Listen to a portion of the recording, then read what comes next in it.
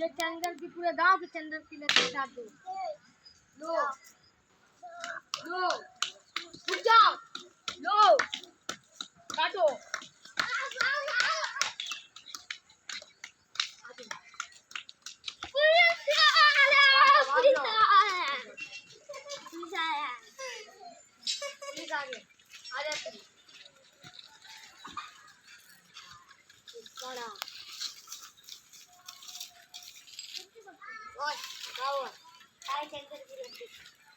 हाँ कितना पैसा चाहिए?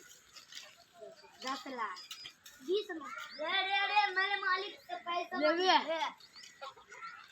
इतना पैसा में तू सीधा क्यों नहीं लगी? सुन रहा? और पैसा चाहिए तो बोल देना है। और पैसा चाहिए तो बोल देना पुष्पा भाव को, समझा गया? ये सब देख, ये सब रहा। और पैसा इकट्ठा कर रहे, वीडियो करो।